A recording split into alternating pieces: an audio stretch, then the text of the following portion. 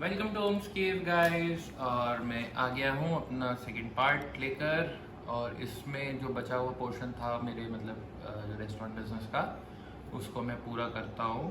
और हमारा मेन जो हमने 2-3 टॉपिक्स पिछले वाले उसमें कवर कर लिए थे, जो था हमारा प्री रिक्विजिट्स क्या है, लोकेशन के ऊपर, शॉप के बारे में क्या क्या होना चाहिए। तो मेन ये सारी चीज़ें तो हमने डिस्कस कर ली थी, ठीक है। और अब जो हमें देखना है कि मान लो हमने शॉप भी ले ली, ये सारी चीज़ें कर ली हैं, तो इसके बाद हमें कुछ चीज़ों की ज़रूरत होती है और उनको जिसको कहते हैं ना, मेन आता है डॉक्यूमेंटेशन, ठीक है। ये डॉक्यूमेंटेशन हमें करवाना बहुत ज़रूरी होता है, सो दैट आप पे कोई कोई कुछ बोल ना पाए, इवन अथॉरिटीज़ भी कुछ ना बोलें आपको। तो उसके लिए आपको डॉक्यूमेंटेशन मेन है करवाना। इसमें आप जैसे ही कुछ चीज़ें, कुछ तो आपके जो ओनर होंगे शॉप के, वो खुद ही करवा लेंगे, like police verification and all, वो सब तो वो अपने सेफ्टी के लिए उससे करवाते हैं। और आपका रेंट एग्रीमेंट बनता है, ये कुछ कुछ डॉक्यूमेंटेशन ये सब बनते हैं, ठीक है। तो और हाँ, एक चीज़ और, अपने जो लड़के हैं, जो आपने मान लीजिए किसी को सैलरी पे रखा हुआ है, उनका पुलिस वेरिफिकेशन, ये सारी चीज़ें आप ज़रूर करवा लेना, चाहे आपका डिलीवरी बॉय है या कुछ भी है, उनके पुलिस वेरिफिकेशन सबसे ज़्यादा ज़रूरी है। और साथ में जो आपका मेन रेस्टोरेंट के लिए जो ज़रूरी है, वो है आपका फसाई का लाइसेंस, ठीक है। फसाई का लाइसेंस होता है हमारा, जिसको कहते हैं ना, फूड बिजनेस के लिए ये चीज़ आपको चाहिए ही होती है। सो दैट अगर कोई भी अथॉरिटी अगर आके बाई चांस आपका चेक करती है, तो आप उसको दिखा सकते हो कि हाँ, मैं लाइसेंस हूँ, मेरे पास सारी चीज़ें हैं। रूल्स एंड रेगुलेशंस उस फसाई लाइसेंस में लेने से पहले आपको पढ़ने होते हैं और उनको अप्लाई करना होता है अपने रेस्टोरेंट में। लाइक आपको हेड कैप और ये सब एप्रन, ये सारी चीज़ें, क्लीनिनेस और ये सारी चीज़ें आपको देखनी पड़ती है। तो वो आपका बहुत ज़रूरी है। उसके बाद ही आप फसाई लाइसेंस के लिए अप्लाई करते हो। फसाई लाइसेंस के लिए अप्लाई करना कोई बहुत बड़ा काम नहीं है, इट्स वेरी सिंपल। आप ऑनलाइन जाओ, उसमें अपनी जो जो आपके रेस्टोरेंट की वो है फसाई लाइसेंस, आप गूगल पे सर्च करोगे, आपको वेबसाइट भी मिल जाएगी। और उसमें आप फिर अपना सारी डिटेल डालोगे, सब कुछ करोगे। आप रूल्स जो होंगे उनको आप उस पर चेक करते हो कि टिक करते हो कि हाँ, हम सारे रूल्स को फॉलो कर रहे हैं। उसके बाद आप अप्लाई करते हो, आपका वेरिफिकेशन एक होता है, होता भी है कभी कभी, नहीं भी होता है, वो डिपेंड्स अपॉन आपका बिजनेस टाइप क्या है। तो जैसे ही वो होगा, उसके बाद आपको एक लाइसेंस जनरेट हो जाएगा। इसकी फ़ीस अराउंड 100 रुपीज़ है। तो ये आप किसी दूसरे बंदे से भी करवा सकते हो, वो 1000-1500 रुपये लेगा। बट आप खुद भी इसको कर सकते हो, ऑनलाइन है सारी चीज़ें, कोई प्रॉब्लम, कोई ऐसा इशू है नहीं, ठीक है। तो रही बात, फिर आपका आ जाता है हमारा पुलिस वेरिफिकेशन हो गया, फसाई लाइसेंस का हो गया, आपका जो और जितने भी हैं। हाँ, आपको कुछ जो चीज़ें चाहिए ही चाहिए होंगी, लाइक आप अगर जोमेटो और इन सारी चीज़ों पे जाना चाहते हो, तो ये जीएसटी नंबर आपका मांगते हैं। तो आप जीएसटी नंबर ले लें तो ज़्यादा बेटर रहेगा, और नहीं है तो फिर वो लोग अपने हिसाब से जीएसटी जो भी लगता है, एप्लीकेबल होता है, वो लगाते हैं। और बट मेन इनका रहता है कि अगर जीएसटी नंबर है तो आप लगाइए। और अगर आपने पहले से जीएसटी नंबर ले रखा है किसी भी बिज़नेस के लिए, तो वो अपने आप अप्लाई हो जाता है आपके इस बिज़नेस पे, जोमेटो एंड स्विगी इन सब पे। तो आपके पास जीएसटी नंबर है तो उसका बिल्कुल यूज़ करिए, उसका फ़ायदा लीजिए। और जो भी आपके टैक्सेशन टैक्स आपको आप पीछे एक सामान खरीदने में पे कर रहे हो, वो आप आगे से उसको रिफ़ंड भी ले सकते हो। तो हमारा मेन ये हो गया। तो और हमें एक ये चीज़ चाहिए होती है, हमें अपना करंट अकाउंट भी चाहिए होता है, ठीक है। क्योंकि आप सेविंग्स अकाउंट में अपना सारा ट्रांजैक्शन नहीं कर सकते हो, तो आप एक करंट अकाउंट खुलवा लेना। उसमें आपके जो भी ट्रांजैक्शन रहेगा वो उसमें शो करेगा, उसको फिर आप ईयरली आप अपना वो भर सकते हो। अगर आपका जो टर्नओवर है 5 लाख से कम का है, तो उसमें आपको कोई टैक्स भी नहीं लगेगा। तो बट आपका ज़्यादा ही होगा तो आपको उसमें जो भी है टैक्स, वो सीए का काम है, उसमें हमें ज़्यादा नहीं पड़ना। उसका सीए का अपनी कुछ अमाउंट होता है, वो अपना लेता है और आपके सारी चीज़ें कर देता है। और फिर आपका हो गया डॉक्यूमेंटेशन में ज़्यादातर बस यही चीज़ें हैं, और तो ऐसा कुछ खास और कुछ ऐसा खास स्पेशल नहीं है। बाकी आपका फिर आ जाता है हमारा मेन चीज़, जो हमारे रेस्टोरेंट, हमारी शॉप, हमारे जितनी भी चीज़ें हैं, उसका मेन जो जिसको कहते हैं कि सोल है या बॉडी है, वो है हमारा किचन, ठीक है। किचन सेटअप करना सबसे ज़्यादा, जिसको कहते हैं ना, खर्चीला भी हो सकता है और प्रॉब्लमेटिक भी हो सकता है, बहुत सारी चीज़ें हैं। उसके इक्विपमेंट्स ढूंढना आपको बहुत कभी कभी प्रॉब्लम आ जाती है। मैं सबसे पहली चीज़ तो आप ये देख लीजिए, कुछ चीज़ें तो हमारी बेसिक है, वो तो हमें चाहिए ही चाहिए। लाइक हमारा फ्रिज हो गया, डीप फ्रीज़र हो गया, और 2-3 स्टील की टेबल्स हो गई, और हमारे रैक मान लीजिए जिसमें आप अपना कहते हैं सामान रखते हैं। ये कुछ 4-5 चीज़ें हैं जो बेसिक हैं, ये आपको चाहिए ही चाहिए। बाकी उसके बाद आपको मान लीजिए आपको कुछ नूडल्स है उसका काम है, तो आपको कितने बर्नर की भट्टी चाहिए। आपका मान लीजिए कोई बेकरी का काम है तो आपको अवन चाहिए होगा। आपको अगर आप जैसे कुछ फ्राई करके वैसी चीज़ें देते हैं तो आपको वो भी डीप फ्रायर भी चाहिए होगा। तो ये डिपेंड करता है बिज़नेस के नेचर पे, आप किस टाइप का कौन सा फूड बिज़नेस उठा रहे हैं। जैसा भी आप जिस टाइप का बिज़नेस उठाएंगे उस टाइप से आपको चीज़ें चाहिए होंगी। अब इसमें लोग गलती क्या करते हैं, जो मैं गलती समझता हूँ, जो कि फ़र्स्ट टाइम मतलब जिसको कहते हैं बायर है, मतलब फ़र्स्ट टाइम इसको काम करने वाले हैं, इसका मेन ये है कि आप मेरे हिसाब से जब आप फर्स्ट टाइम इस चीज़ को कर रहे हो तो कहीं से अगर आप अरेंज कर पाओ सस्ते में, मेरा तो मतलब मेन यही है कि आप जब स्टार्ट कर रहे हो ना तो मिनिमम इन्वेस्टमेंट पे करो। बिल्कुल भी ये मत करो कि नहीं भाई हमें तो सब कुछ एकदम ओके वाला चाहिए, एकदम वो चाहिए, नहीं। आप ट्राई करो, अच्छी चीज़ है, अच्छा वो अगर आपको मिल सकता है तो आप उसको लीजिए। और मैं प्रेफर करूँगा कि मैं ये कहूँगा अगर आपको आसपास कोई रेस्टोरेंट का पुराना सामान दे रहा है, बहुत सारे ऐसे रेस्टोरेंट होते हैं जो कि अपना पुराना सामान वो करते हैं और निकालते हैं, उनके लिए वो काम करने लगे क्योंकि वो पहले ये सारी चीज़ें कर चुके हैं। उनको अब नया सामान, उनको बड़े सामान की ज़रूरत है तो वो अपना पुराना सामान बेचते रहते हैं। आपको फेसबुक और इलेक्शन सब पे भरा पड़ा है, आप बड़े आराम से सेकेंड हैंड ले सकते हैं सामान। इवन आप अगर टेबल्स को देखें तो आपको अराउंड 50-60% ऑफ पे सारा सामान लगभग मिल जाता है। टेबल्स हो गई आपकी, इवन फ्रिज भी मिल जाएगा। आपको कोई भी ऐसी चीज़ नहीं है जो सेकंड हैंड में ना मिले। इक्का दुक्का जो छोटे मोटे बर्तन रहते हैं वो आप नए जाके ले सकते हैं, वो छोटी चीज़ें होती हैं। तो उतना करने के बाद आप मतलब अगर आप जहाँ आपका बिल आपका 1.5 लाख 2 लाख का बनना होगा केवल किचन इक्विपमेंट में, और हाँ इतना बन जाता है अगर आप नया सामान ले रहे हैं तो अगर आप कहीं आपको यही चीज़ सेकेंड हैंड में मिल जाएगी तो शायद आपका 60-70 हज़ार में ये सारी चीज़ें आपकी कलेक्ट हो जाएंगी।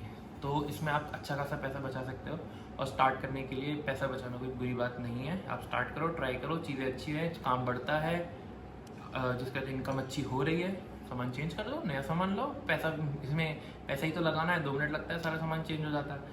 तो आप उस हिसाब से काम करिए और मिनिमम इन्वेस्टमेंट पे आप अपनी सारी चीज़ें करिए, ठीक है। कुछ जैसे आपके हो गए हमारा किचन इक्विपमेंट में तो शायद मतलब लगभग इतना ही है मोस्टली। बाकी आप किचन की सप्लाई जो होता है, मतलब अब आपके 2 पार्ट आते हैं किचन में। एक तो हो गया आपका मेन जो कि हमेशा वहाँ परमानेंट रहेगा, लाइक चिमनी, अवन, फ्रिज, आपका डीप फ्रायर, ये सारी जितनी चीज़ें हैं ये सब तो वहीं पर रहने वाली हैं, ठीक है। ये ना कहीं जानी, ये डेली अपने आप चल रही हैं अपने आप। बट जो मेन जो है, जो आप डेली आपका फ्रेश सामान आता है, लाइक वेजिटेबल्स हो गई, आपका पनीर हो गया, आपका और सामान हो गए, मसाले हो गए, ऑयल हो गया, इन सबको आपको ख़रीदना पड़ता है, और ये डे टू डे आपको ख़रीद के लाके अपने किचन में स्टॉक रखना होता है। मैं प्रेफर करता हूँ मैं 1 महीने का पूरा सामान लाकर अपने किचन में भर देता हूँ। मेन सिंपल सा फंडा है, 1 महीने का सारा सामान लाके, जितना आपको लगता है कि हमारी इतनी सेल है। पहले तो आप कुछ दिन पहले स्टार्टिंग में आपको कुछ सामान लाना पड़ेगा, ठीक है। आप सामान लाइए, चलाइए, ट्राई करिए कितना आपका सेल हो रही है, क्या हो रहा है, उस हिसाब से कैलकुलेशन करिए कि हमारा इतना सामान लग रहा है। अगर वो सामान जो है मतलब उससे आपको एक क्वांटिटी का आइडिया लग जाएगा, उस हिसाब से आप महीने भर का सामान लाके एक बार डाल दो। उससे आपको डे बाई डे का कैलकुलेशन करने में भी ईजी रहेगा। मंथली आपको पूरा पता चल जाएगा मैंने इतना सामान लगाया था, इतनी मेरी वो हमारी सेल इतनी हुई है, और हमारा प्रॉफिट जो है वो इतना है। तो वो सबसे ईजी तरीका रहता है अपने बिजनेस के लिए। और मैं ये चीज़ बोलूँगा कि ये जितने भी सामान हैं अब आप जिसको कहते हैं आगे बेच रहे हैं, ठीक है। तो बेच रहे हैं जब, तो आप होलसेलर के पास भी मत जाओ, ठीक है। आप डिस्ट्रीब्यूटर को ढूंढो, ठीक है। होलसेलर और डिस्ट्रीब्यूटर कभी कभी सेम भी होते हैं, लेकिन कभी कभी इनमें डिफरेंस भी आता है, क्योंकि होलसेलर जो होता है वो कभी कभी बहुत सारे आइटम, बहुत सारी ब्रांड्स को आगे बेच रहा होता है। बट जो डिस्ट्रीब्यूटर होता है ना, वो केवल एक ही ब्रांड को आगे बढ़ा रहा होता है। तो it's better to find a distributor for your business. तो अपने डिस्ट्रीब्यूटर को पकड़ो। यहाँ आपको 10 रुपये अगर एक्स्ट्रा बचते हैं ना, तो वो आपके ही बेनिफिट के लिए है। और इतना समझ लो आपको 1-1 रुपये 10-10 रुपये करके ही आपके ज़्यादा पैसे इकट्ठे होंगे। ठीक है, आप ये सोचो अरे वो 450 का दे रहा है, ये 460 का दे रहा है, तो क्या फ़र्क है, 10 रुपये का फ़र्क है। बट वही चीज़ जब आपकी दिन में 10 पैकेट ख़त्म होंगे मान लीजिए किसी चीज़ के, तो वही चीज़ आपके 100 रुपये बन जाते हैं। तो थोड़ा थोड़ा और एक साथ आप सामान भी काफ़ी लेके आते हैं। तो इस चीज़ को ध्यान दो कि होल सेलर से के बजाय आप डिस्ट्रीब्यूटर ढूंढो, अपने वो करो और ट्राई करो कुछ ऐसे लोग मिल जाएं। सबसे बेस्ट तो ये रहता है कुछ जो डिस्ट्रीब्यूटर या ऐसे जो सामान देते हैं रेस्टोरेंट्स के लिए स्पेसिफिकली वो लोग काम करते हैं, और वो लोग केवल रेस्टोरेंट को सामान प्रोवाइड करते हैं। उनकी अपनी गाड़ी होती है, आप उनको फ़ोन पे व्हाट्सएप पे ऑर्डर डालते हो, जैसा मैं करता हूँ। आप ऑर्डर डालते हो और वो लोग आपकी शॉप पर लाकर सामान डाल के चले जाते हैं। ठीक है, तो ये चीज़ है, आप इस चीज़ को कर सकते हो और इससे आपको ही बेनिफिट रहेगा। आपका भागदौड़ बचेगी, आपका फ्यूल बचेगा, बहुत सारी चीज़ों में आपकी सेविंग होगी। और ये सारा हमारा होने के बाद बस मेन तो इतना ही है। उसके बाद आपकी मेहनत है, आपका काम है, आप किस तरीके से काम कर रहे हो। अगर एक मेन चीज़ जो है ना, एक क्या मतलब मैं 2 चीज़ें बोलूँगा, एक हो गया क्वालिटी और एक हो गया टेस्ट। ठीक है, आप अच्छा सामान लगाओगे तो अच्छा टेस्ट आएगा। ठीक है, आप ख़राब सामान देके कभी अच्छा टेस्ट नहीं ला सकते हो। आप अच्छे सामान से ख़राब टेस्ट ज़रूर बना सकते हो। ठीक है, तो ये आपके जो वर्कर के हाथ हैं उस पर डिपेंड करता है कि वो अच्छे सामान को अच्छे तरीके से यूज़ करें। मैं अपने रेस्टोरेंट में सब कुछ जिसको कहते हैं हाईएस्ट क्वालिटी का यूज़ करता हूँ।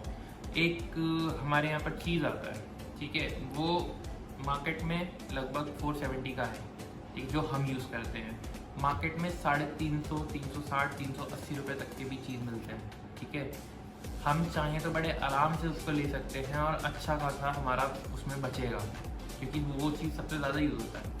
बट हमें नहीं चाहिए वो, हमारी ये है कि क्वालिटी मेंटेन होनी चाहिए। बहुत सारे ऐसे लोग हैं जो हमारे आइटम्स हैं वो खाने इसीलिए आ रहे हैं क्योंकि हमारी जो चीज़ें हैं वो प्रीमियम क्वालिटी की, और जब वो उसे खाते हैं तो उन्हें एक अच्छा टेस्ट आता है। और मेन है कस्टमर रिटेंशन। आपके पास अगर कस्टमर एक बार आया और वो फिर बार बार आपसे मंगवाए, तभी आपका बिजनेस सक्सेसफुल है। बंदा एक बार आपके पास आया और फिर उसने कहा भाई इसका तो टेस्ट ही बेकार है, या गंदगी है, या अच्छा नहीं है, या जो भी रीज़न है, अगर उसको प्रॉब्लम हुई और वो चला गया, तो वन टाइम कस्टमर से आपका कुछ नहीं होने वाला। आपको ऐसा कुछ करना है जिससे कि आपका कस्टमर आपके पास बार बार आए, क्योंकि जब वो बार बार आएगा तो बार बार पैसे देगा तो आपका बिजनेस चलेगा। सिंपल सी बात है। तो सबसे बड़ी चीज़ यही है, आप इस चीज़ को करिए। और रही बात स्विगी ज़ोमैटो की ज़रूरत आपको पड़ती है, बट आजकल जैसे मैं देख रहा हूँ अभी स्विगी ज़ोमैटो पे बहुत ज़्यादा जिसको कहते हैं ना रेस्टोरेंट्स आ रहे हैं, वो लोग कर रहे हैं क्लाउड किचन करके सब लोग भर जा रहे हैं उस पर।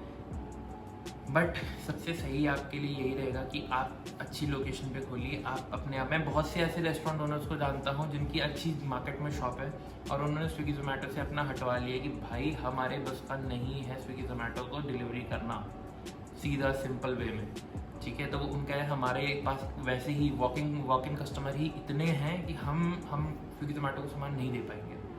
तो ये चीज़ जो है उनका काफ़ी अच्छा है।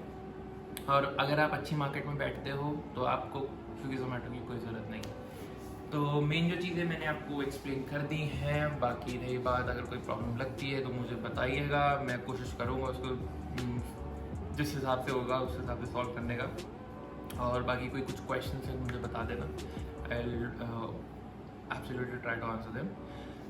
सो इसी के साथ फिर मिलते हैं ऐसी किसी अच्छी सी नई वीडियो में। तब तक के लिए गुड बाय, टेक केयर। और हाँ, सब्सक्राइब ज़रूर कर देना चैनल को, भाई इतनी मेहनत से बना रहा हूँ यार तुम्हारे लिए, थोड़ा तो हेल्प करो यार। सो प्लीज़ आप इस चैनल को ग्रो करने के लिए थोड़ी हेल्प करें, और मैं और भी अच्छे कंटेंट लाता रहूँगा। और इस टाइप का जो भी, मतलब ये मैंने किसी उससे नहीं बताया, आपको बिजनेस आइडिया नहीं दे रहा हूँ, मैं कुछ नहीं दे रहा हूँ, मैं केवल अपना एक्सपीरियंस शेयर कर रहा हूँ कि भाई अगर आप लिटरली कोई ऐसा बिजनेस शुरू करने जा रहे हो तो भाई इन चीज़ों का ध्यान रखना। तो ठीक है गाइस, फिर मिलते हैं, तब तक के लिए बाय बाय, टेक केयर, जय हिंद।